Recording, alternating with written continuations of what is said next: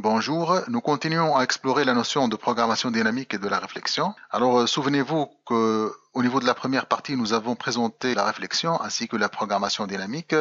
Nous avons vu les points en commun et les divergences entre les deux notions. Nous avons également présenté une technique de création plutôt donc une démonstration au niveau duquel nous avons montré comment créer un attribut personnalisé.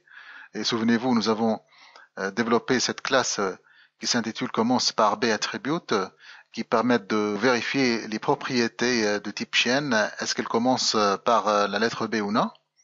Ensuite, au niveau de la deuxième partie, nous avons vu quelques opérations sur la réflexion, notamment donc la découverte des types, la découverte des types au niveau d'un assembly. Nous avons essayé aussi donc d'instancier dynamiquement via la réflexion des instances de classe, ainsi que l'invocation des méthodes. Alors au niveau de cette troisième partie, nous allons voir les caractéristiques de chacune des classes, à savoir method base, method info. Nous allons voir donc les points communs ainsi que les différences. Et nous allons également voir donc method body. Alors nous commençons tout d'abord par la définition de method base. Donc il suffit d'avoir une connexion internet et que vous mettez cette présentation en mode diaporama pour que lorsque vous double-cliquez sur méthode base, ça vous ramène directement vers la définition au niveau de MSDN. On va voir donc tout d'abord méthode base, c'est une classe qui fournit des informations sur les méthodes et les constructeurs, tout à fait comme méthode info. Donc, il n'y a pas de différence si on parle en termes d'utilité entre méthode base et méthode info. Je parle des classes ici. Si nous jetons un coup d'œil sur les caractéristiques au niveau de la section notes, là, donc, ils ne fournissent pas d'informations détaillées. Donc, method base est la classe de base de method info. Souvenez-vous qu'au niveau de la deuxième partie, nous avons utilisé method info au niveau de la méthode qui invoque dynamiquement via la réflexion une méthode.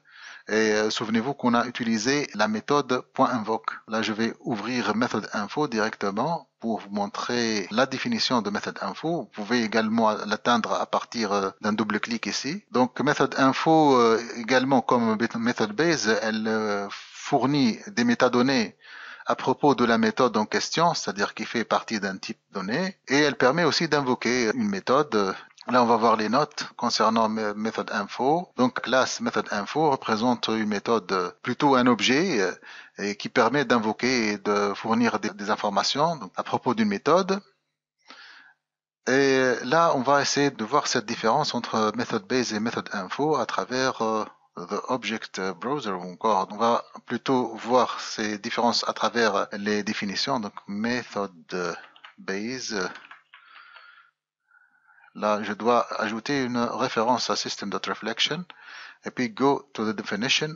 Donc, method base implémente plutôt, elle hérite member info et elle implémente underscore method base. Là, il s'agit d'une interface. On va voir tout de suite cette interface-là. Donc, c'est une interface qui comprend plusieurs propriétés qui déterminent les caractéristiques d'une méthode, à savoir les modificateurs qui marquent cette méthode, ainsi que quelques méthodes telles que equals pour faire une comparaison entre deux, ou plutôt pour faire la comparaison entre un objet method base et un autre objet de même type.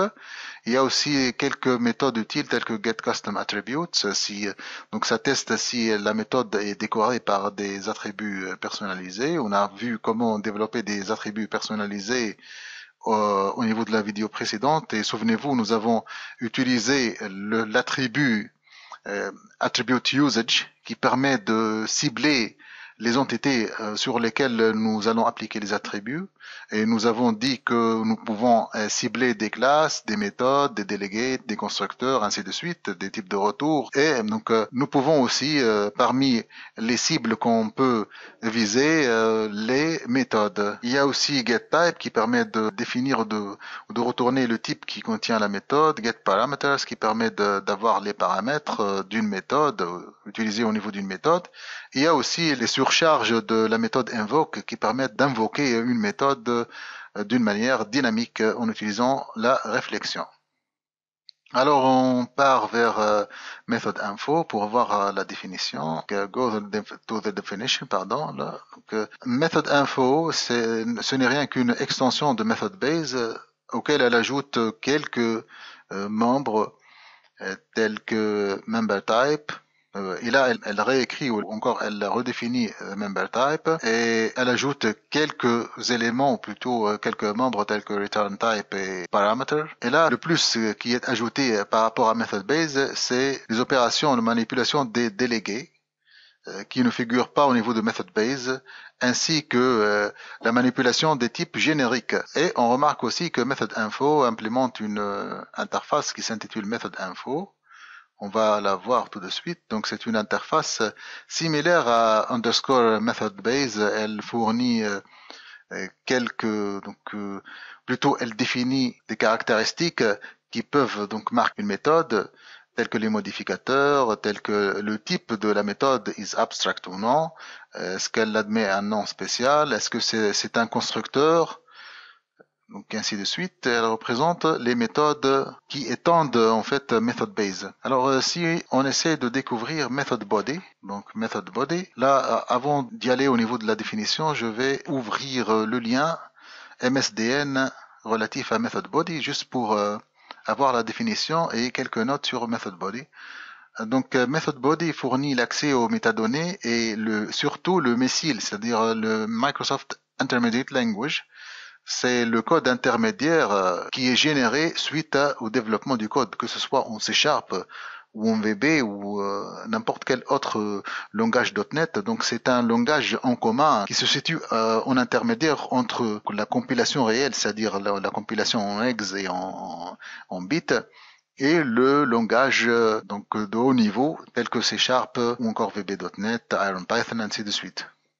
Alors method body, on va voir s'il y a des notes, voilà, il y a des notes. Donc method body classe ou la classe method body donc fournit l'accès aux informations sur les variables locales, les clauses de gestion des exceptions, c'est-à-dire les exceptions qui sont définies au niveau de la méthode, ainsi dans un corps de méthode. Plutôt donc on va s'intéresser au corps lui-même, donc le corps de la méthode qui est retourné à travers, je crois, la méthode qui s'appelle getIL body. On va voir de toutes les façons.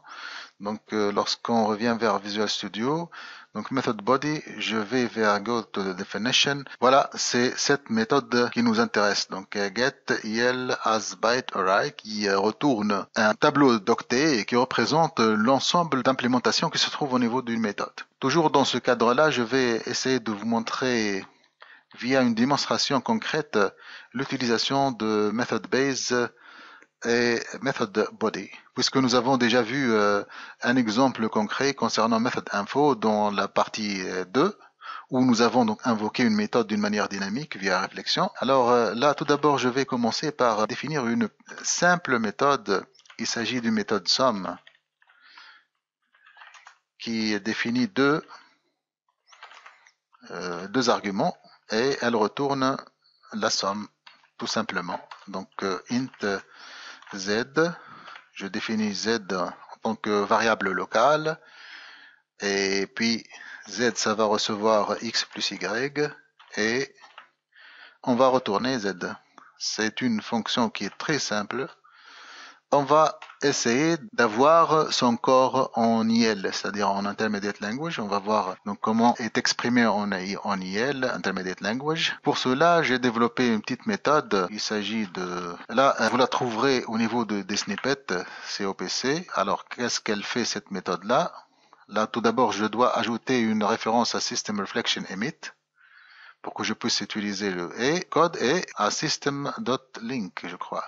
Oui, system.link, parce que j'utilise le link pour requêter les diverses parties ou les opcodes, plutôt les opérations qui constituent la pile, donc qui compose le corps ou l'implémentation de la méthode. Et je vais afficher chaque opération au niveau d'une ligne à part. Voilà, donc qu'est-ce qu'elle fait cette méthode? Elle prend method base en tant qu'argument, c'est-à-dire la méthode. Là, on va prendre le cas de somme. Une fois cette méthode est capturée dans un method body, c'est un objet method body, c'est-à-dire le corps de la méthode en tant que tableau de bytes. Ensuite, on va énumérer les opérations qui se trouvent au niveau de ce corps-là. Donc pour cela, je vais tout simplement ajouter un appel à diagnose method. Et là, je vais passer method base.getCurrentMethod pour capturer la méthode courante pour l'analyse. Alors là, je vais vous attirer l'attention à une chose. Si j'utilise method info au lieu de method base. Et là, ça pourrait être une question que, au niveau de la certification, vous pose la question, quel est le code le plus adéquat, c'est-à-dire le code le plus correspondant de point de vue bonne pratique? Est-ce que nous utilisons method info get current method ou method base get current method? Là, le compilateur va me conseiller d'utiliser plutôt que method base pour donc appeler le method base de cette méthode sum. Pour simplifier, method info get current method. Voilà, donc il change automatiquement à method base. C'est le compilateur qui a changé ce code-là pour qu'il soit beaucoup plus pratique et plus conforme aux normes et aux bonnes pratiques. Voilà. Et là, je vais faire un appel à sum ici. Donc int sum. Plutôt résultat là.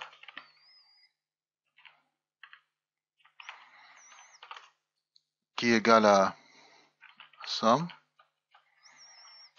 Puis int xy.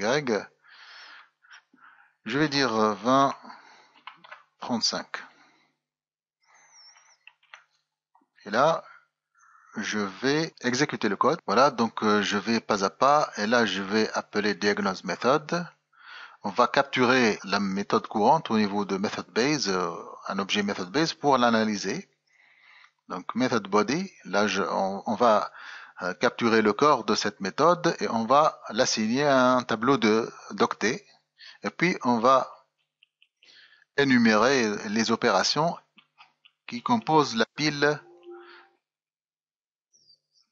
de cette méthode-là. Je vais appuyer F5 pour continuer donc l'exécution. Et voilà le corps de notre méthode, mais sous forme de intermediate language. C'est une pile. C'est plutôt donc similaire à un langage d'assembleur si vous avez déjà l'expérience avec donc l'assembleur. Donc ça constitue la pile qui forme le corps de la méthode. Alors au niveau de cette vidéo, nous avons vu donc la différence, ou plutôt nous avons fait une petite comparaison entre method base, method info. Nous avons vu donc les points en commun, les divergences entre ces deux classes. Nous avons également vu la définition de method body. Et à présent, donc nous distinguons entre les trois classes, bien évidemment. Et finalement, nous avons fait une petite démo pour montrer comment utiliser method base et method body pour découvrir l'implémentation ou le corps d'une méthode. Au revoir et à la prochaine vidéo Smart and Skilled.